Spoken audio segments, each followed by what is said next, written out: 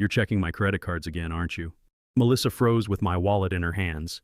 For just a second, I saw something I'd never seen before. Not embarrassment, not guilt. Calculation. My name's Blake.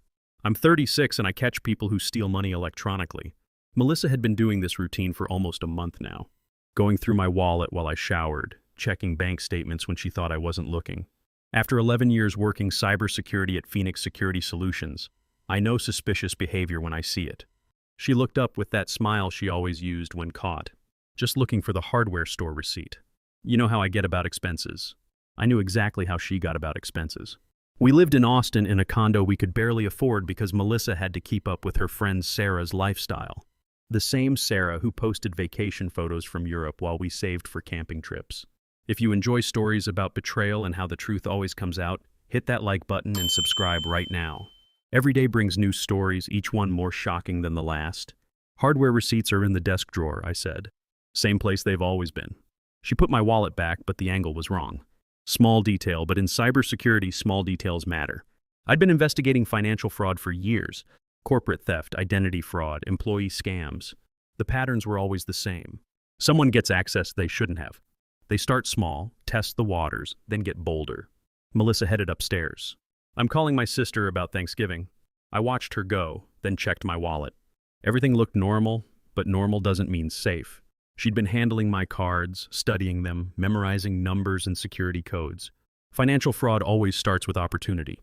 Someone leaves their information exposed or trusts the wrong person. I'd seen marriages destroyed by this more times than I could count. I went to my office and opened the fraud monitoring software I used for client demos.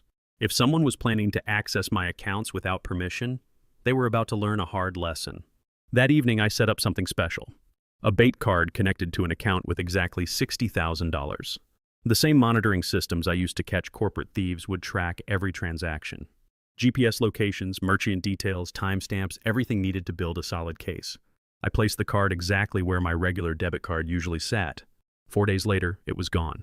I met Melissa 6 years ago at a tech conference downtown. She was finishing her business degree, working part-time at a luxury watch store. Smart, ambitious, and fascinated by financial security. My work captivated her. "You're like a detective," she'd said on our second date, "but for money crimes." Back then, her curiosity seemed genuine. She asked detailed questions about payment systems, fraud detection, transaction monitoring. I explained how it all worked, showed her case studies, even demonstrated some tracking software. Looking back, I was training my future adversary. We married 4 years later. Small ceremony, reasonable budget. Melissa had wanted something bigger, but my Phoenix security salary couldn't support the kind of wedding Sarah had thrown. Sarah married a crypto entrepreneur, lived in a house overlooking the lake, drove a car worth more than I made in a year. The comparison started subtly. Comments about Sarah's vacations, her designer bags, the restaurants she frequented. Melissa never complained directly, but the message was clear. We weren't keeping up. I took freelance work to boost our income. Late nights helping startups with security systems. The extra money helped, but couldn't bridge the gap between our life and Sarah's. Melissa started working more hours at the watch store, but somehow her paychecks got smaller. When I asked, she said the manager cut commissions. Made sense. Luxury retail was struggling. The warning signs had been there for weeks. Questions about my travel schedule, my work meetings. Casual inquiries about banking security, how quickly suspicious transactions get flagged, what spending amounts trigger alerts.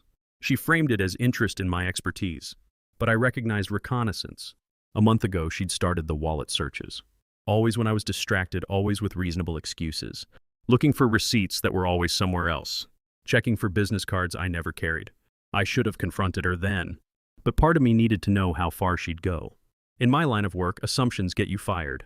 Evidence gets convictions. The morning the bait card disappeared, Melissa made pancakes. Normal routine, normal conversation.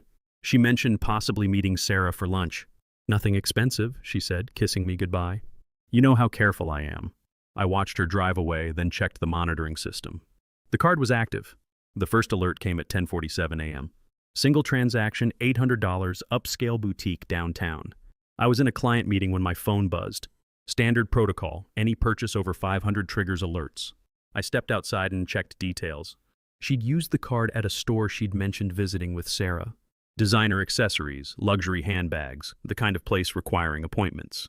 30 minutes later, another alert. $3,000. Same store. then another. By lunch, she'd spent $12,000 on luxury goods, handbags, shoes, jewelry. Each purchase tracked with GPS coordinates and timestamp data. I sat in my car watching the alerts pile up. This wasn't impulse buying. This was systematic, planned spending. She knew exactly what she wanted. At 1:30 p.m., everything changed. Travel booking downtown Austin. $6,000 for airline tickets. The transaction included passenger data and destination info. London, England. Business class. Departing the next morning. I drove home and checked our joint accounts. She hadn't touched them. Smart move. Taking shared money would be harder to explain. But the bait card was linked to an account she didn't know existed. That evening, Melissa cooked dinner like nothing happened. Discussed her day, mentioned shopping with Sarah, complained about traffic. Perfect performance. If I hadn't been monitoring in real time, I'd never have suspected anything. After dinner, she packed a suitcase. Sarah invited me to a wellness retreat, she said. Last-minute thing. Her treat, that's generous. We leave early tomorrow. I'll probably be gone through the weekend. I helped carry her suitcase to the car, kissed her goodbye, watched her drive away for what she claimed was a local retreat. 25 minutes later, another alert. Airport parking, long-term lot. Then silence. At 4 a.m. Central Time, my phone exploded with notifications. Transaction after transaction, all from London. Hotels, restaurants, shopping districts. The bait card was funding a European vacation while I sat in our Austin condo watching every stolen dollar in real time. She thought she was stealing from me. Instead, she was documenting her own crimes with digital precision. I made coffee and settled in to watch. 11 years of fraud investigation had taught me patience. Evidence gathered carefully was evidence that lasted in court. By the end of the week, she'd spent almost $50,000 of what she believed was my money. The international alert started day 2 of Melissa's retreat. The fraud monitoring system was designed to catch sophisticated crimes, and it was performing perfectly. Every transaction triggered notifications to multiple databases: my monitoring system, Phoenix Security's network, and international tracking protocols. By Wednesday, Melissa had activated security measures beyond her imagination. The bait card wasn't just monitored by me. It was flagged by systems tracking suspicious international spending and potential money laundering. Her London shopping spree triggered automatic reviews by 3 different financial crime units. The volume and pattern: first-class flights paid for with a card that had been dormant for months, luxury purchases totaling tens of thousands in days, suggested either legitimate wealth or criminal activity. The kind of spending that sent red flags through international banking networks. Thursday afternoon, I got a call from Agent Lisa Chen with the Financial Crimes Enforcement Network, same agency I consulted with on corporate cases. Blake, we've detected unusual activity on one of your monitored accounts, she said. International transactions, high volume. Pattern suggests potential unauthorized usage. I'm aware, I told her. It's part of a personal investigation. Personal investigation? Someone close to me has been accessing financial information without authorization. I set up a monitoring system to document the extent of the fraud. There was a long pause. Blake, are you telling me you're running a sting operation on someone in your own household? I'm documenting unauthorized access to financial accounts. The subject believes they're accessing funds without detection. They're wrong. Agent Chen was quiet for a moment. How much money are we talking about? Approximately $47,000 so far. All tracked, all documented, all connected to accounts the subject was never authorized to access. Blake, do you understand what you've stumbled into? This isn't just personal fraud anymore. International transactions over $50,000 trigger automatic money laundering investigations. Customs enforcement in the UK has been flagged. Immigration has her passport flagged for enhanced screening on return. I sat down at my desk and pulled up the transaction logs. Melissa's European adventure had evolved from simple theft into an international financial crime investigation. Her unauthorized use of the bait card had created a digital paper trail that spanned multiple countries and involved numerous law enforcement agencies. What happens when she tries to come home? I asked. Enhanced customs screening. Detailed financial questioning. If she can't prove legitimate source of funds for her purchases, things get complicated quickly. But what Agent Chen told me next changed everything I thought I understood about Melissa's betrayal. Blake, we've been tracking your wife's transactions across multiple networks, she said. This isn't her first time using stolen financial information for international travel. My stomach dropped. What do you mean? We found records of similar spending patterns going back 14 months. Different cards, different accounts, but the same signature behavior. Luxury travel, high-end shopping, first-class accommodations. I sat down hard in my kitchen chair. That's impossible. She's never traveled internationally without me. According to our records, she's made 3 previous trips to Europe using financial information that wasn't registered to her name. Paris, Barcelona, and Amsterdam.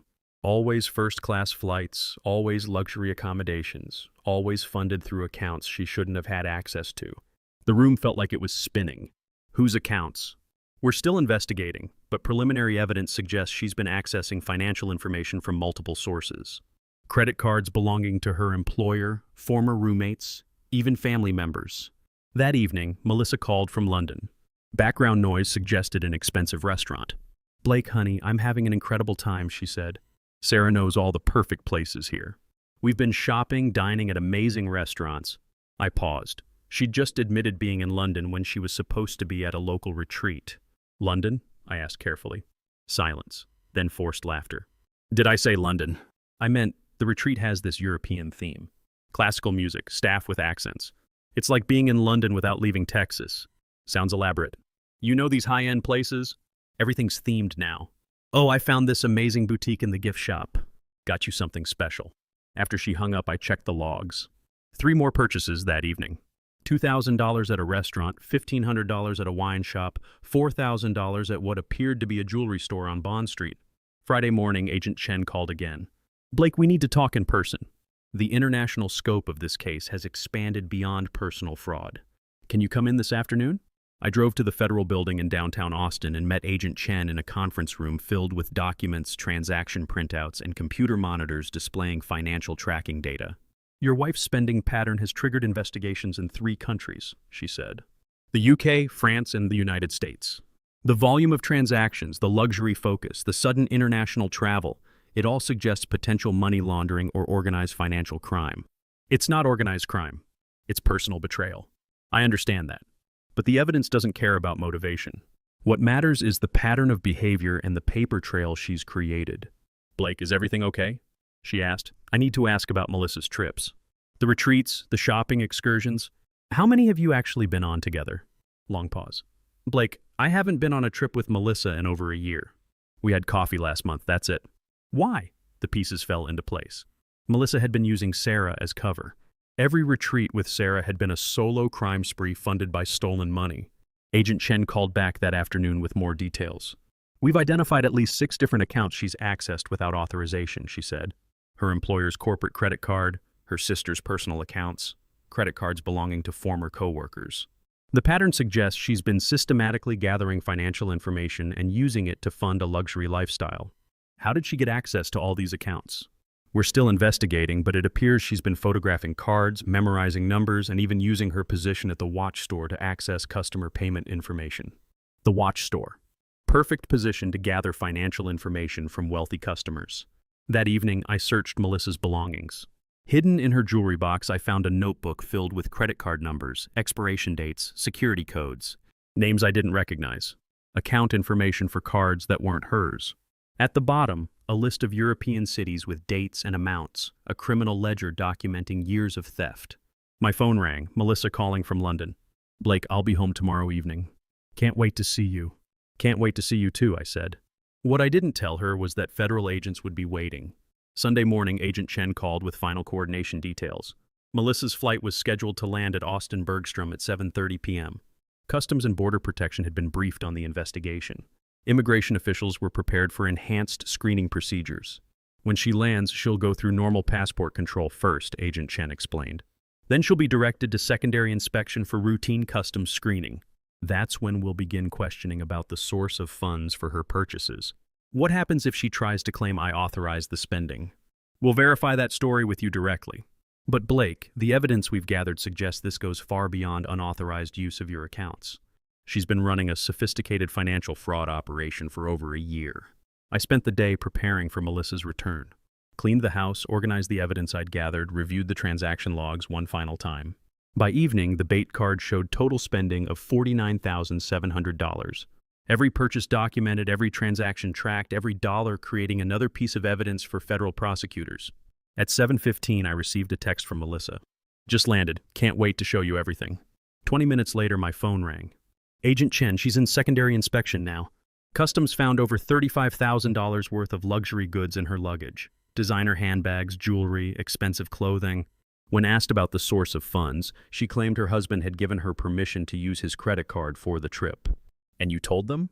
We're verifying her story now. Are you prepared to make a statement regarding authorization for these purchases? I looked at the transaction logs on my computer screen.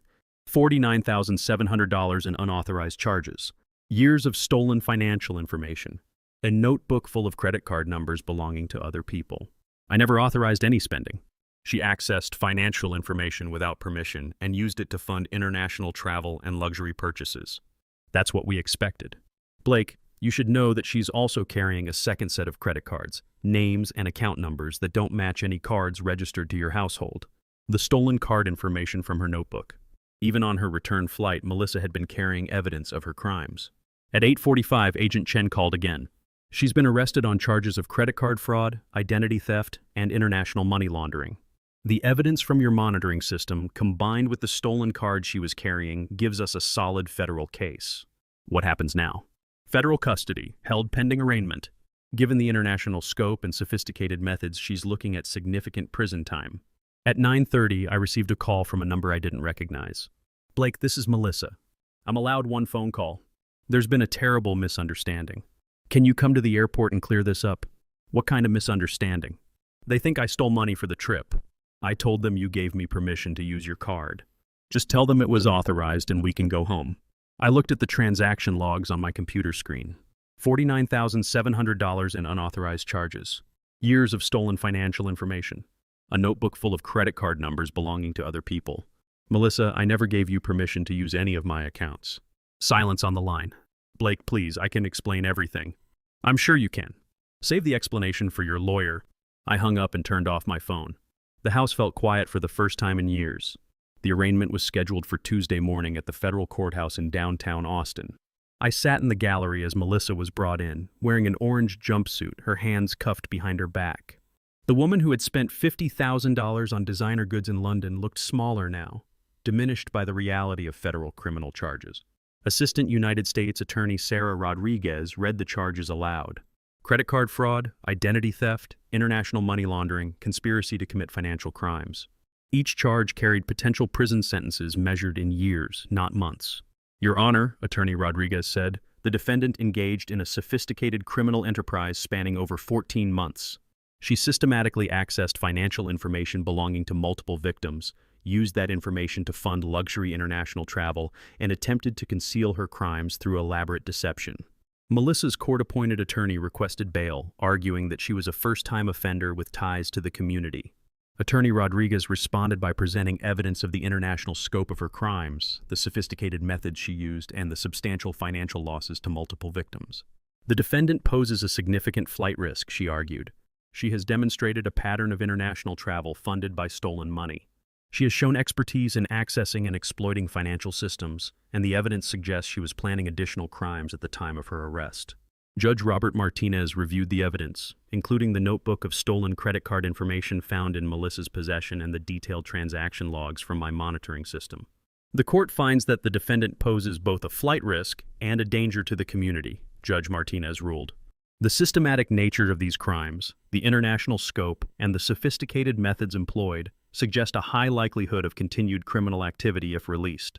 Bail is denied. Melissa looked back at me as she was led away. I didn't wave. Outside the courthouse, Agent Chen handed me a folder containing financial recovery information.